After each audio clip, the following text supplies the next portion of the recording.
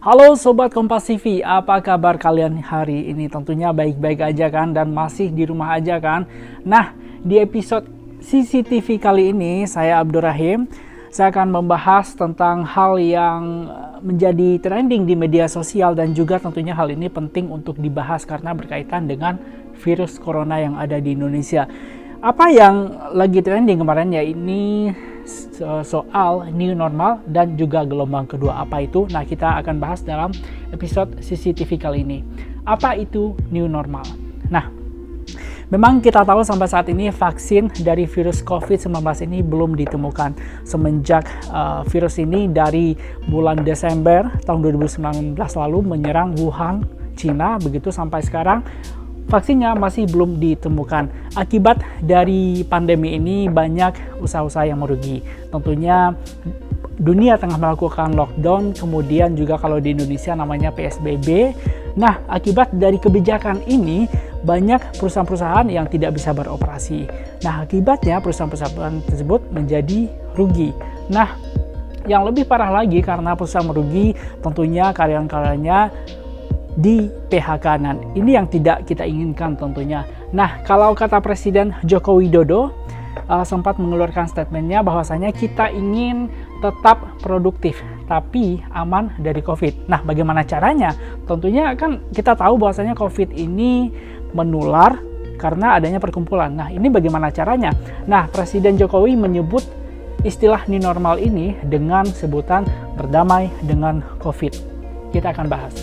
Nah, sebenarnya apa sih itu new normal? New normal adalah perubahan perilaku untuk menjalankan aktivitas normal. Jadi yang berubah adalah perilaku kita.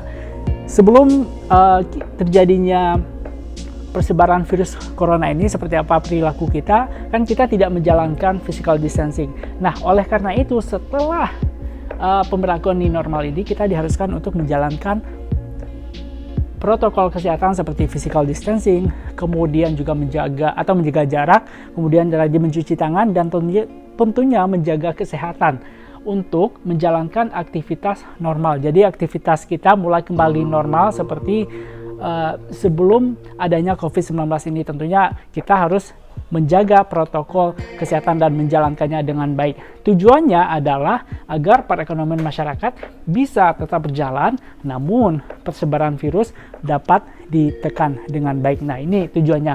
Karena sampai saat ini kita tahu bahwasanya vaksin kan memang belum bisa ditemukan. Satu-satunya cara adalah dengan cara menekan persebaran virus ini dengan cara yaitu tadi dengan new normal tadi. Nah, saat ini juga pemerintah juga telah mengeluarkan keputusan Menteri Kesehatan nomor HK-01-Menkes-328-2020 yang baru saja dikeluarkan oleh Bapak Terawan Agus Putranto, yakni Menteri Kesehatan. Nah, di mana dalam keputusan Menteri ini terdapat panduan pencegahan dan juga pengendalian COVID-19 di tempat kerja, perkantoran, dan industri dalam mendukung keberlangsungan usaha pada situasi pandemi virus corona ini. Nah, kenapa tempat kerja dan juga perkantoran? Karena memang kita tahu bahwasanya tempat kerja ini merupakan tempat di mana banyak terjadinya perkumpulan. Belum lagi kalau kita harus pergi ke tempat kerja. Memang ada sebagian orang yang menggunakan transportasi pribadi dengan kendaraan pribadi begitu. Namun sebagian kita menggunakan transportasi umum, dan kita juga tahu transportasi umum ini juga merupakan salah satu tempat persebaran virus corona. Dan ini tentunya sangat berbahaya dan ini sudah diatur dalam keputusan Menteri Kesehatan nomor HK tadi. Nah, untuk berikutnya, new normal akan dilaksanakan untuk pertama kalinya nanti akan dilaksanakan di 4 wilayah di Indonesia, yakni ada Provinsi DKI Jakarta, Jawa Barat, Sumatera Barat, Gorontalo, dan dari keempat wilayah ini ada sekitar 25 kabupaten kota yang akan diberlakukan new normal. Nah, tentunya kapan dilakukan new normal ini masih belum dijelaskan oleh Presiden Joko Widodo, masih akan dikaji secara lebih lanjut begitu. Nah, kalau kita lihat lagi untuk melaksanakan new normal ini, TNI dan juga Polri telah menyiapkan sebanyak 340.000 anggotanya atau juga pasukannya untuk dikerahkan di keempat wilayah tadi. Jadi ada sekitar 1.800 titik nantinya mereka akan dikerahkan untuk menjaga ataupun juga memastikan masyarakat Indonesia ini sudah melaksanakan protokol kesehatan dengan baik sehingga persebaran COVID-19 ini dapat ditekan. Tentunya mereka nanti akan dikerahkan di tempat-tempat yang ramai atau mungkin bisa jadi tempat perkumpulan warga begitu. Nah, kemudian pada waktu yang bersamaan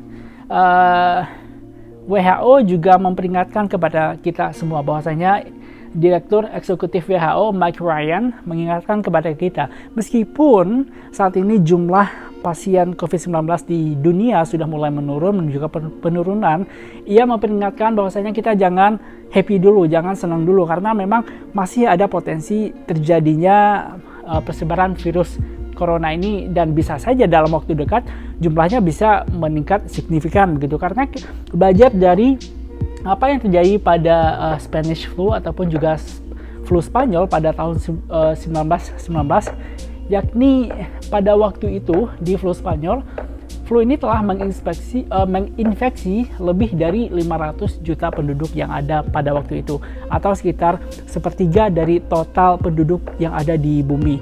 Nah, ini jumlah yang sangat banyak sekali ya, dan dari jumlah tersebut sekitar 40-50 juta orang warga meninggal dunia, atau sekitar 2% dari total populasi penduduk yang ada di dunia. Dan tentu ini jumlah yang sangat banyak sekali ya kalau kita hitung, karena tentu kita juga tidak mau dong kejadian yang sama terjadi pada saat pandemi COVID-19 ini. Nah, saya tadi juga sempat berbicara dengan ahli epidemiologi Bapak Panduryono yang mengatakan apa yang bisa kita pelajari dari flu Spanyol ini. Coba simak liputannya. Nah, berbicara soal gelombang kedua, nah ini kan menjadi warning juga dari PBB untuk semua negara-negara yang sudah menunjukkan penurunan, bahwasanya ada kemungkinan gelombang kedua persebaran corona ini akan terjadi. Karena kalau kita berkaca dari beberapa pandemi sebelumnya, kalau menurut penelitian begitu Pak, misalnya flu di Spanyol pada waktu itu katanya jumlah korban yang meninggal di gelombang kedua ini jauh lebih banyak dibandingkan jumlah pertama. Ini menurut Anda gimana Pak? Apa yang bisa kita pelajari dari sana Pak? Ya, karena waktu itu memang dahsyat sekali dan masyarakat itu euforia gitu kan. Pandeminya cuma segini. Kemudian mereka begitu sudah mereda, tidak mematuhi atau tidak melakukan pakai masker dan sebagainya. Bersama kok dengan yang sekarang kita lakukan. Cuman kita sekarang lagi jauh lebih siap. Kita mengantisipasi kemungkinan itu. Walaupun kita mengharapkan itu tidak terjadi. Tapi seandainya itu potensial terjadi kalau kita tidak memberlakukan konsep the new normal tadi. The new normal tadi adalah konsep untuk bisa di tempat kerja, di tempat industri, di sekolah, dimanapun nanti ada publik berkumpul, mana di terminal, sarana transportasi dan sebagainya, itu harus benar-benar diterapkan supaya mencegah gelombang kedua tadi, ya kan? Tapi kalaupun itu terjadi, mudah-mudahan gelombangnya kecil, piakannya kecil. Karena yang kasus Spanish flu 1918 itu, 100 tahun yang lalu itu, gelombang keduanya itu jauh lebih besar. Jangan mematikan banyak orang dibandingkan gelombang pertama. Ya. Dan kita mengharapkan gelombang keduanya itu di beberapa negara sudah, di Singapura sudah, di Korea juga sudah, tetapi mereka langsung bisa tekan karena mereka sudah mengantisipasi. Dan kita juga harus melakukan hal yang sama. Janganlah kita terlalu euforia, kita bisa mengatasi pandemi ini. Pandemi ini belum selesai. Dan perjuangannya masih panjang. Perilaku-perilaku menjadi normal ini bisa tahunan. Nah, ini yang kita menjadi suatu perilaku baru, perilaku yang bertanggung jawab, dan itu tidak mudah. Nah, itu dia tadi yang dapat kita pelajari dari flu Spanyol. Tentunya kita juga tidak inginkan gelombang kedua atau bahkan peak yang kedua di gelombang yang pertama ini terjadi. Oleh karena itu dibutuhkannya new normal memang. Nah, ada beberapa indikator untuk pelaksanaan new normal ini, di mana yang pertama adalah angka reproduksi COVID-19 ini harus turun begitu. Dan untuk dapat menghitung angka reproduksi ini tentunya dibutuhkan data-data yang akurat dari pemerintah. Nah, sekarang apakah pertanyaannya data-data dari pemerintah ini sudah akurat? Ini menjadi pertanyaan.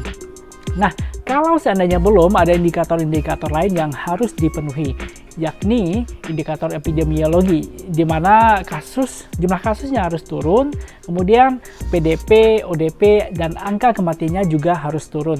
Kemudian ada indikator kesehatan publik, di mana tes massal harus tetap dilakukan dan juga digalakkan dan tidak boleh dikurangi. Kemudian kontak tracing apabila ada pasien COVID-19 sehingga tidak menimbulkan klaster-klaster baru yang tidak terdeteksi. Kemudian juga harus dilihat juga perilaku penduduk, bagaimana perilaku masyarakat, apakah mereka sudah menerapkan protokol kesehatan, apakah mereka sudah memakai masker, apakah mereka sudah rajin cuci tangan, dan apakah mereka sudah aware dengan protokol kesehatan ini harus menjadi pertimbangan juga. Nah, kemudian ada indikator kesiapan layanan masyarakat, yakni jumlah APD, ventilator, dan juga ruang ICU, dan sejumlah alat-alat medis lainnya harus juga disiapkan. Karena kenapa? Karena kalau gelombang kedua ini terjadi, pemerintah harus siap dengan sejumlah alat ini untuk mengantisipasi pasien-pasien COVID-19 di gelombang yang kedua ini. Nah, yang menjadi pertanyaan sekarang, apakah Indonesia sudah siap? Begini kata ahli. Pak, sebelum meranjak ke soal pelonggaran PSBB tadi, dulu Anda sempat melakukan penelitian yang mengatakan bahwasannya persebaran virus corona ini mungkin saja sudah terjadi sejak bulan Februari, dan Anda juga sempat mengkritisi data pemerintah yang menurut Anda tidak sesuai begitu, tidak valid begitu, dan tentu untuk melakukan pelonggaran PSBB new normal ini dibutuhkan data yang akurat. Anda sendiri melihatnya seperti apa sekarang, Pak? Ya, sampai sekarang juga datanya tidak akurat gitu. Jadi tidak mungkin kita kan mau menghitung angka reproduksi number, ya. Angka reproduksi kan, nah, itu kita singkat R. Nah, kalau udah RT dalam kita sebut RT, time sekarang, T-nya itu time, waktu. Jadi sekarang itu angka reproduksi angkanya berapa? Dan perhitungan itu mendasari data yang tersedia. Kalau datanya yang tersedia tidak akurat dan dipakai begitu saja oleh yang menghitung, kalau secara matematik semua bisa dihitung akan keluar angkanya. Pertanyaannya adalah angkanya akurat tidak? Merefleksikan hal yang sesungguhnya tidak, karena bisa berbahaya. Nah, karena itu kalau kami yang menghitung, kita harus cek betul datanya.